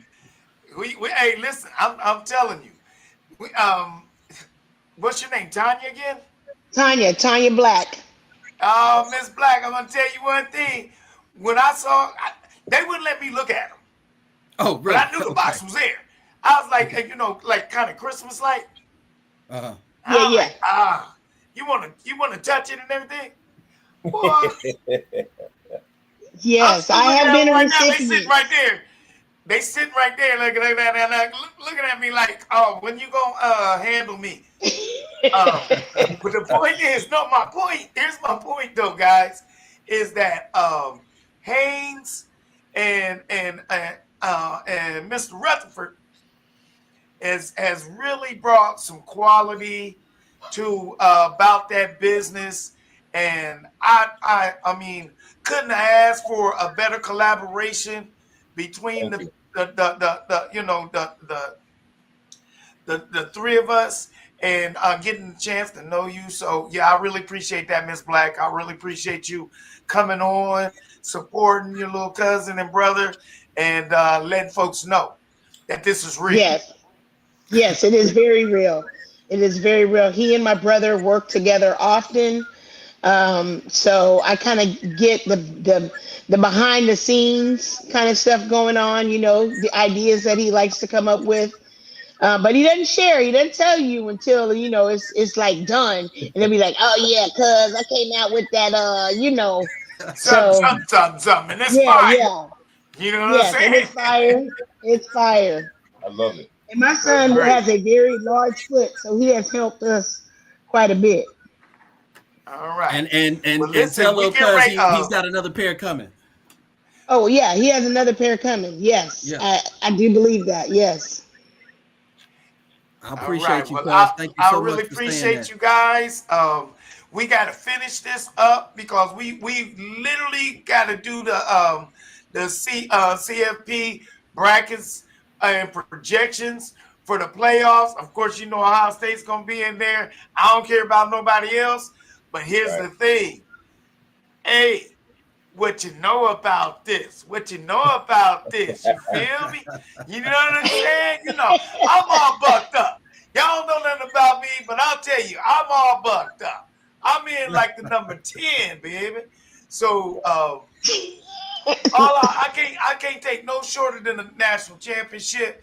TG, I already know. I just following TG, I already know that if we don't get a championship, I'm not watching the playoffs. I won't be even excited for the NFL playoffs if we don't win the national championship. So that's how, and I be telling people, do not have a party, a bar mitzvah, or a revealing or anything on a Saturday when I'll say this playing. Schedule the bye week. Schedule, but that's how deep I am about these Buckeyes, man. That's why this was a wonderful thing to do. As far as just rolling it out and being able to talk to some great friends and families and people that know about the Buckeyes. So we back into the Buckeye phase of life. And what say you, TG? Where you at, baby? We looking at the brackets right now. I know. I would say this. I would say Georgia obviously would be South Florida. Even I think it might be a close game just because Georgia's defense. And they're going to face Bama. I would say Oregon over Notre Dame right now, especially because I would love to beat Oregon again. I'm not going to lie about that one. I'll take Texas Tech over Miami. And then Do you Texas think over. Miami's Nothing going else. to stay in the mix? Is Miami going to stay in the mix? No. Probably not. Yeah, no, I'm kind of leery about Miami. No, I don't believe they'll stay in the mix only because I mean it's Miami. They find a way to screw it up every time. Now if they do, that's where I'm at. That's where I'm at. If they do, I'll pick them to lose in the first round. There you go. So that Texas game, that Texas Ole Miss game, is that a good matchup for you or no? I think it is a good matchup, but I would still pick Ole Miss only, and I because even though Lane Kiffin kind of reminds me somewhat of Franklin, except he actually has won a big game, so I would take Ole Miss in this one just cause. Like I just don't have confidence right now in Texas. Now they got to show me otherwise. They've gotten better, but I don't trust them. But I'd love to see Texas playing Indiana. You know what I'm saying? I would love to see that too. Yeah. I'm not gonna lie. But also, but here's the thing though. I would really want Indiana to face Ole Miss only because I want to see Indiana beat the tar out of Ole Miss because I'm sick of Lane Kiffin running his mouth. Well, I mean, if Indiana can play Ole Miss and they lose that game, you know that's his ticket going to Florida. So it's the same thing with Texas though. It's the same thing with Texas though. Because I'm not gonna lie, I would love to see Indiana beat either Texas or Ole Miss. I don't care which of the two. I want to see either one of the two of them get their butts kicked. Right. But it doesn't really, so it's a lose-lose there. So let me interject here, and move on to our next topic. I saw you, Tanya, doing that Longhorn sign. You with your Longhorn. Yeah, I saw that too. I was blind to the fact. But we encourage all fans. We encourage all fans. You feel me? Yeah, we want you here. And I want to also announce there was a little, this is our first live, and I want to let you all know that we are now live on Facebook. We were just on YouTube. We are now live on Facebook as well. So our viewership should increase. So Encore Kids, Daryl and Hayes, I definitely going to have you back. Because I want all of Facebook viewers to see what you have, and I want to do a more detailed. Yeah, and Hayes, let's link up. Yeah, we're gonna do that. Definitely. All right. YouTube definitely have to repost for sure. Okay. Yeah, we can do that. I'll make sure you guys have to link up. But this discussion was interesting to me because here is, and this is the consensus among a lot of the analysts, is that this is who they're seeing in the for the Heisman watch, their top 5. TG and Hayes and all and Daryl and of course Buckeye Bill. It looks like somebody's missing from this list. It's a disgrace. It's a disgrace. Huh? It's a disgrace. Yeah, I feel like we're missing someone. And what say you, man? What say you, man? What say you? Why is it a disgrace to you? Because I know that's a disgrace. Yeah, who are we missing, Hayes? Smith. We're missing Smith. Yeah. Big hammer hit the small nail guy. Well, guess what, Hayes? So the argument with adding Smith was that the last receiver to receive the Heisman had way more yards and way more completions and so forth. But that was the end of the season too, though. No, we're at the mid-season. Yeah, we're mid-season. And so Urban Meyer's argument was, well, are we talking about the best, the Heisman is for the best college player in football, in college football. And if you're talking about the best right now, that is Jeremiah Smith. Yep. So what say you? What do you guys think? Honestly, I agree with it. I really do. I think Jeremiah Smith is the best player, but given what the Heisman has become such a joke, it's at this point almost a popularity contest. Yeah. For colleges. It's a popularity contest for colleges, not even the individual player. It's can we give this college another Heisman? That's it to me. You know, it's kind of like a tricky thing in a way, because it's like we can say Smith all day long, which I agree he should be up there. But if you don't hand by throwing the ball, then how can he be where he's at? So it's kind of like a double-edged sword here, because yeah, he got thrown the ball and he's got to catch it and score. But here's the thing with that. Here's the thing with that theory you have. Okay. When they rolled the whole defense to his side, and Carnell Tate is out there on man-to-man, yeah, he is manipulating the game. Yeah. So if you got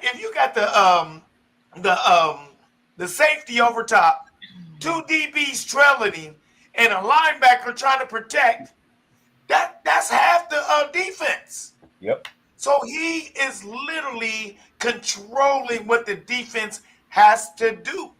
So why wouldn't he be just as important as a quarterback who can only throw a pass, who can't run and stays in the pocket? He's literally controlling the whole defense. That's true. And with saying being able to come into his own and getting him the ball, because he'll throw the ball with 4 people around him. Yeah, and he'll catch it. And then he can rotate the Carnell Tate and bada bing, bada boom. You see what I'm saying? So, and then you got Bo Jackson coming out of the backfield. Come on, guys. You got Ennis back there. He is literally the reason why Ohio State is clicking right now. Yeah. He's the reason why, the why. When you start asking what, when, where, and how, why, he's the why. So that's it. I just think they're going to start opening their playbook for him pretty soon, more than they're doing now. So it's going to be more. Just wait for the playoffs, man. Wait for the playoffs. Good news. You guys want to hear something good? What's that? He could become a Triple Crown record holder at Ohio State this year if he continues on the pace that he's on. And he's only played 25 games.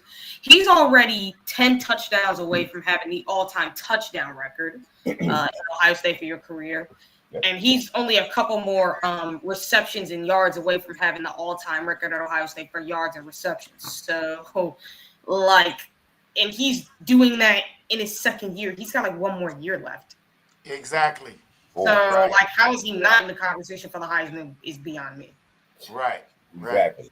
Right. And what's that third one? The triple. You said there was a triple. Yeah, the all-time receiving touchdowns, all-time receiving yards, all-time receiving receptions. Perfect. I just wanted to clarify that. Yes. Yeah, boy. Y'all talking, but listen, you think my shoes is fire?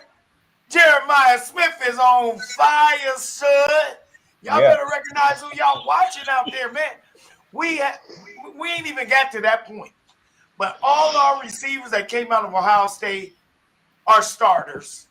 Yeah. And all of them are making impact plays for every team that they play on. And he's going to be one of them. And Carnell Tate is going to be another one. Carnell Tate will be the first receiver taken in the draft 2026. Oh, that's not even a discussion. Put money on it. Hey, Buckeye Bill, let me interject something as well. And from my eyes, even though we're winning and we're playing well, I don't even think we've played our best ball yet. At all. As a matter of fact, Ryan Day said it, is we're not playing our best. We're playing the best we can, but we're not playing our best yet. Because I think that's actually coming here in the next 2 or 3 weeks. I think we're going to be playing. By the time we get to the playoff, we're going to be playing at optimal level. We're going to be playing our best ball. I think what I will say is this: I think Ohio State will shift their gears at the more the season keeps going. They got 2 more weeks to the scum game, so they got 3 weeks. So I think they'll shift their gears according to because I think what we're going to see Ohio State start playing their best will be during a 4-game stretch and I think it would start if they can beat Scum, which I expect them to turn up the gears for that one as well, but I don't expect them to play their full-on best. Wolverine Slayer, what you say? I don't think they want to full-on exhaust themselves in that game, so I think they're going to turn it up. they're just gonna play to beat Michigan. And what I think they're gonna do is they're gonna start peaking in the Big Ten title game will be their first game they start, and then the next 3 games of the college football playoffs. Because the best time to start peaking is a 4-game stretch, and it should always be during the postseason. Because that's what happened for Ohio State in 24. Yeah. They didn't start their peak to the beginning of the playoffs, which is a 4-game streak all the way to the national title. Pretty similar to LSU. Nobody was ready for them. They had pretty similar to LSU. The intensity we was bringing. Yeah, okay, it's pretty similar to LSU because that's what I compared that 2024 team to. Because LSU didn't look like no title team for all of the season up until the final 4 games. That's when they started looking at it. Real quick. We got Sonya Davis that's been waiting for a moment, and you guys can continue. I just didn't want to have her waiting for so long. So Sonya, welcome. If you want it to be on, can you hear me? I can. Oh, hi. How are you all? I received a notification from Daryl Rutherford to join this call. Thank you. Okay, you a sports fan? Am I a sports fan? I'm a Commanders fan, and I'm an Eagles fan. Okay, well, welcome. Well, this discussion is for college football today, but I know you're a supporter of college, Maryland. You. So, you got anything to add to the college world?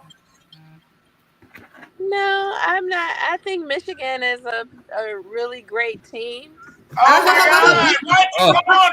You not tell her where we at here? What are we doing?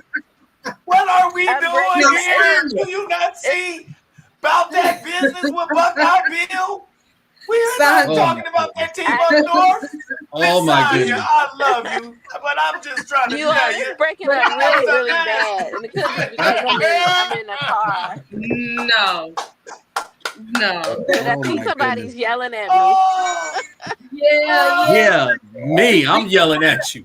Yeah, we gotta bring you to the winning side of things, you know. Oh my goodness! I don't even know what happened. What happened? Almost had a blackout. You have a right to like the team you want. In this group, you can like whoever you want. You know, that's the beauty. That's true. That is so true. By their rival team, which is Buckeye. So, you know, hey, if you like them and you can stand with them, stand with them. That's what you're supposed to do. You just so happen to be. But you can't stand them. I'm sorry. You say it with your chest, though. Say it with your chest if you gonna say it. Would you say something? I'm driving, so it's breaking up a lot. So I heard somebody yelling at me, but yeah, we were talking about we're the rival team. You know, you're surrounded by a lot of Buckeye fans. So Ohio. Oh, Daryl is probably I know he was yelling at me. Oh yeah, I'm definitely yelling at you. But I know you wanted to come on and support Daryl, and thank you so much because like I said, we're going to continue to get Miss Flowers. He's awesome, you know, along with our other provider. I mean, I have big plans for Daryl and Hayes. Such big plans. I'm ready for it. It's I'm very excited. We're excited over here. So yeah, thank you for your I follow Jamel Hill, who is from Michigan. So she's she's got me on the bandwagon. I got to tell you the truth. Well, tell her to come and join the call. We welcome you. She's on ESPN. I'm sorry, it's cutting out. But thank you so much for joining us. I can hear it. I'll let you go and enjoy your day since you're driving. But thank you so much. Appreciate you, Sonya. Have a good one. Be careful. Be careful, yes, for sure. Okay, and then we have Sean G. We have Sean Welcome, G. Sean. What's happening, baby? You're on mute if you're trying to talk. So let's see. TG, I'm gonna ask you a question, man. Ty Simpson or Julian saying? Julian I'm still on that one. Yeah, I'm interested to hear that from everybody too, because their numbers are very similar. Actually, no. Ty Simpson's like, I'll say this: he has a better interception to touchdown ratio than Julian, but not by much. Like, he only has 1 interception to Julian's 4. That's it. Julian has more touchdowns, better completion percentage, and more passing yards. That's it. That's it. And like, the real question is really between Mendoza and Saying, because this is where people try to pull this up with Mendoza, because I don't hear much talk about Ty Simpson. I really don't. Like, yeah, SEC media may try to prop him up, but it's really been like everybody else, like, propping up Fernando Mendoza since the Penn State game, which I don't get. Right. Man, he lucked out in that game. And then even Reed, for Texas A&M. I mean, I ain't heard no real push for him. You know what I'm saying? I mean, I've watched him play 2 or 3 games, and no matter how much, look at his schedule. Let's be honest. Like, people talked about Ohio State's schedule. I'm like, have y'all seen Texas A&M's? Exactly. Like, it mirrors Ohio State's schedule. Like look at Auburn. Look at Auburn. They fired their coach. LSU fired their coach. Arkansas fired their coach. Freaking, who was the other team that they were playing against? I think it might have been. I think it was Mississippi State, who should fire their coach. Did they play Vanderbilt? I don't know. No, I don't think they did. I don't think they did. No. I don't think they did either. Plus, I know they got a couple more games coming up too. But like, when people were talking about they should be in the gauntlet because of Texas A&M, and then it's like when Ohio State fans point out, what gauntlet are you talking about? Do I see any losses? Do you see any losses? And like, when you see Ohio State fans got to push it back on that, saying like, yeah, no, they played a bunch of cupcakes worse than Ohio State, because the only team that ended up firing their coach in the Big Ten is literally Penn State and UCLA. Those are the only 2 programs. The only 2 programs who fired their coaches were those 2 programs. TG, I'm going to say this, and I'm going to say it to the world. Until they decide to formulate the top 30, 40 teams, and everybody in that top 40 teams or 25 teams got to play each other throughout the season, that's when you know who's playing, because you can't keep going to Troy State and padding your stats.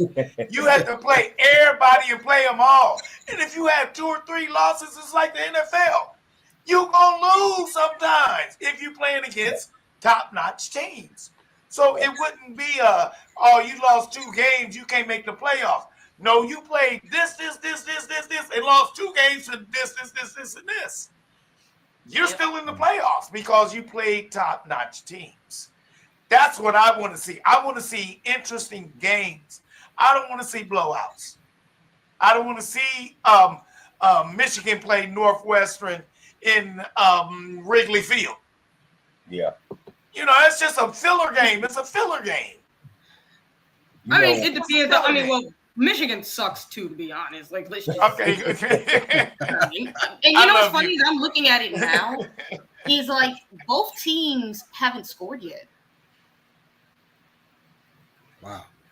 Neither one. It's already the second quarter, and neither one has scored yet. Already. And we ain't even watching it. I ain't watching the game. I was gonna put it on my monitor, but I was like, no, this is more interesting.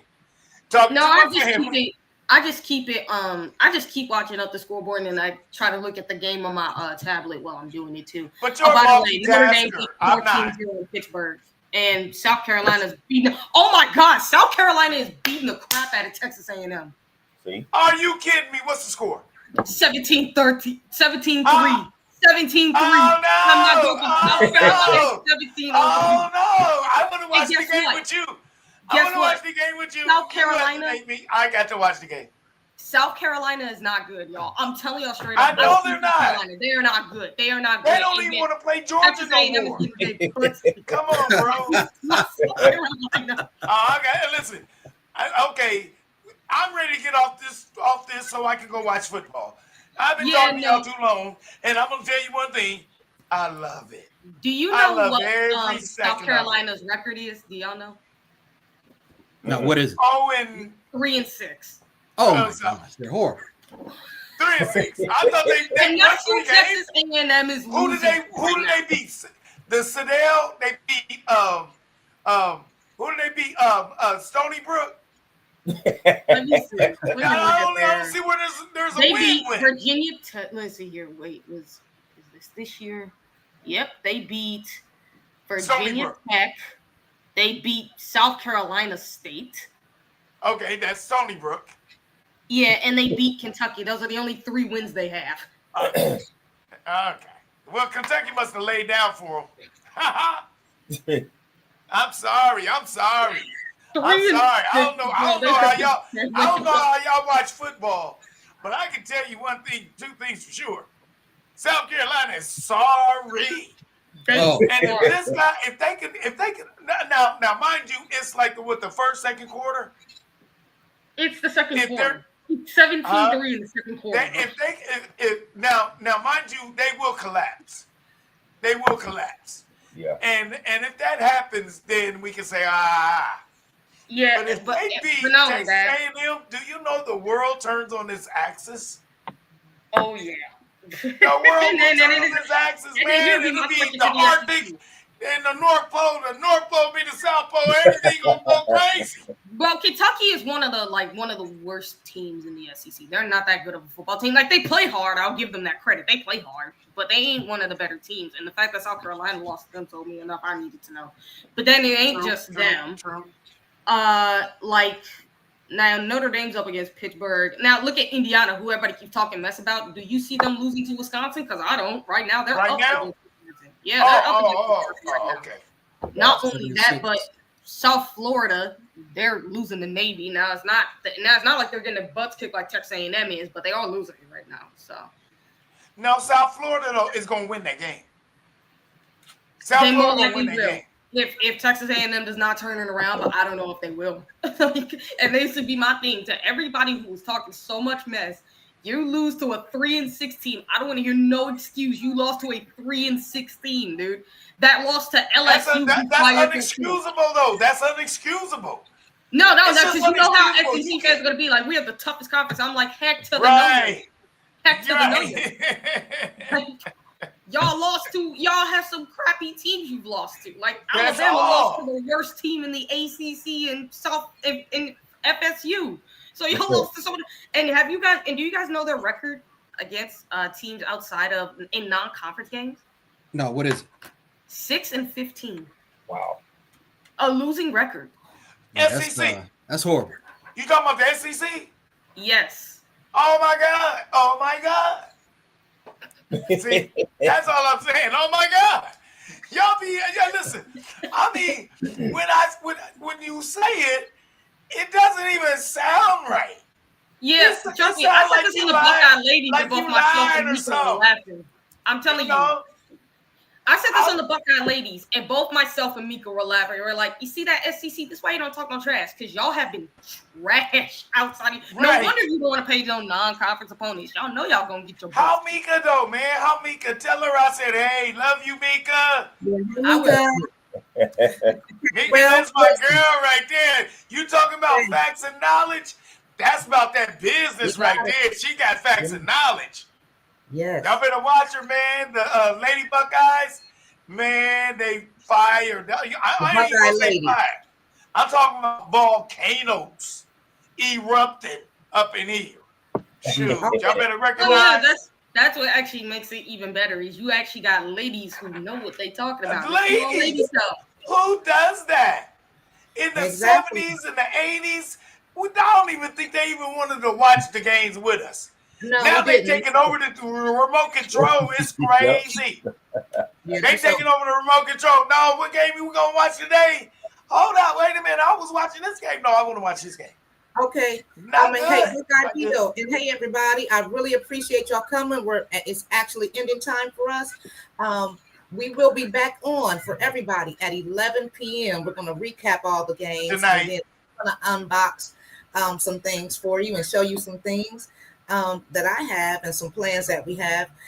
So I really, really, really thank you guys for joining us. Thank you, viewers. Thank you, Village. Thank you, all of the co-hosts that came in with us today, all the guests. for our first live. We will do another one again, like I said, at 11 p.m. If you can hang with us, a lot of people can't hang with us, but I know you nightcappers can. So I'm up all night sometime working. And not only that, hey, listen, if you I know for a fact that business, you be about that business. Yes, I know for a fact with my crew we're going to be doing or at least Eric and then we'll be doing a watch along on Patreon where we can actually watch the game on the like you can actually have the game playing on Patreon. We ain't got to worry about getting. Oh, today. Then we can do it today at 7:00, right? Well, we did that. Yep. And so what we'll do is we'll see you guys later. And I want you guys to enjoy your games. If you're not a Buckeye, good luck to your team. As long as you're not playing, as long as you're not a fan of UCLA, we got to beat them today. So, Lady Buck, real quick, I want to interject. I'm going to be giving away a 9.5 men's Ohio State pair. So anybody, you can talk to Buckeye Bill or Lady Buck, and we'll figure it out. But I'm going to be giving away a pair of 9.5 men's Ohio State customs. Wonderful. And that's another thing. Wow. Thank you so much. That's another thing I'll be talking about is our giveaways and our give back, our plans to give back to certain communities. I'll get with Hayes about that as well. I want to do some give backs for the veterans, disabled veterans too. So whatever charity you want some of those proceeds to go to. But we'll talk more about that tonight and later as we move along. But again, thank you guys so much. I don't want Facebook to cut us off here. So thank you. Go Bucks. And love you guys. Hey, we bout that big. Right. Oh, wait. Love you guys. Thank you. All right, family. Take care now. You too. Bye-bye. Bye-bye.